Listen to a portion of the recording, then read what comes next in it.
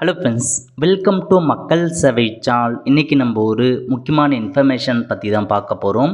அதாவது சத்துணவு துறையில் உள்ள வேலைவாய்ப்பு நிரப்புவது குறித்து ஒரு முக்கிய அறிவிப்பு வெளியிட்டிருக்காங்க. இப்போ இதை பற்றின மொத்த இன்ஃபர்மேஷன் தான் இந்த வீடியோ பார்க்க போகிறோம். இந்த வீடியோ ஸ்கிப் பண்ணாமல் ஃபுல்லாக பாருங்கள். அது மட்டும் அல்ல, இந்த வீடியோ நிறைய பேருக்கு ஷேர் பண்ணுங்கள். தமிழக அரசு சமூக நலன் மற்றும் மகளிர் உரிமைத்துறை சார்பில் 16/12/2024 அன்னைக்கு இந்த அரசாணையை வெளியிட்டிருந்தாங்க. அதாவது உங்களுக்கு சத்துணவு துறையில் உள்ள 8997 சமையல் உதவியாளர் காலிப்பணி நிரப்புவதற்கான ஒரு அரசாணையை வெளியிட்டிருந்தாங்க. இது குறித்து நம்ம சேனலில் வீடியோ போட்டிருக்கோம். அதாவது கிட்டத்தட்ட உங்களுக்கு 8997 வேக்கன்சி கொடுத்துருக்காங்க. அந்த வேக்கன்சி நிரப்புவதற்காக அரசாணையை வெளியிட்டிருந்தாங்க. அதாவது உங்களுக்கு அந்த சமையல் உதவியாளருக்கான வேக்கன்சி நிரப்ப சொல்ல அரசாணை கொடுத்துருந்தாங்க. சேலரியை பொறுத்த வரைக்கும் 3000 ரூபாய் உங்களுக்கு தொகுப்பூதியத்தில் நிரப்புங்க அப்படின்ற மாதிரி தான் அரசாணையை கொடுத்துருந்தாங்க.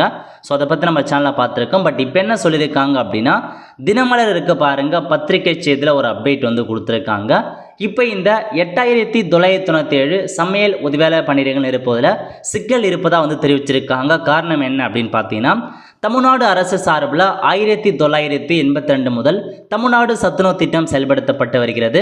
அரசு மற்றும் அரசு உதவி பெறும் பள்ளிகளில் மாணவர்கள் எண்ணிக்கையை அதிகரிக்க அமல்படுத்த இத்திட்டம் பார்த்தா கிராமப்புறத்தை சேர்ந்தவர்களுக்கு நிறைய பேர் யூஸ்ஃபுல்லாக இருக்குது அப்படின்னு மாதிரி சொல்லியிருக்காங்க. நெக்ஸ்ட் என்ன சொல்லியிருக்காங்க அப்படின்னா, அதாவது தமிழகத்தில் மொத்தமாக 43,131 சத்துணவு மையங்களில் 60,000க்கு மேற்பட்ட சத்துணவு அமைப்பாளர், சமையலர், சமையல் உதவியாளர் பணியிடங்கள் காலியாக உள்ளன. ஸோ டோட்டலாக தமிழகம் முழுவதும் 60,000 வேக்கன்சி காலியாக இருக்குது அப்படின்றத தெரிவிச்சிருக்காங்க. இவற்றை நிரப்ப வேண்டும் என சத்துணவு ஊழியர்கள் அரசை தொடர்ந்து வலியுறுத்தி வந்தனர். இருப்பினும் அரசு எந்த நடவடிக்கையும் எடுக்கவில்லை அப்படின்றத சொல்லியிருக்காங்க. இந்த வேக்கன்சியை நிரப்புங்க அப்படின்ற மாரி சத்துணவுத்துறை சார்பில் அரசுக்கு பார்த்தா கோரிக்கை வச்சுருந்தாங்க. அவங்க பார்த்தா அதை குறித்து எதுவுமே அப்டேட் பண்ணலாம்.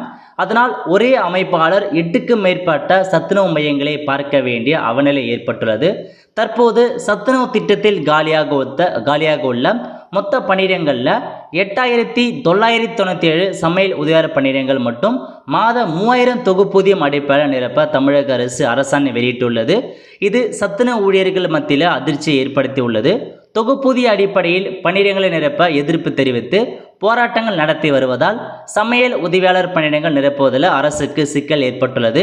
இது குறித்து சத்துணவு ஊழியர்கள் சிலர் கூறியதாவது, காலமுறை ஊதியம் கோரி தொடர் போராட்டங்கள் நடத்தி வருகிறோம். இந்நிலையில் தொகுப்பூதியத்தில் 8000க்கு மேற்பட்ட வேக்கன்சி நிரப்புவதாக அரசு அறிவிச்சதுக்கு வேதனையாக உள்ளது அப்படின்றத சொல்லியிருக்காங்க. கடந்த 30 ஆண்டுகளாக நாங்கள் போராடி பெற்ற சிறப்பு காலமுறை ஊதியத்தை மீண்டும் தொகுப்பூதிய முறைக்கு அரசு கொண்டு செல்வது கண்டனத்துக்குரியது.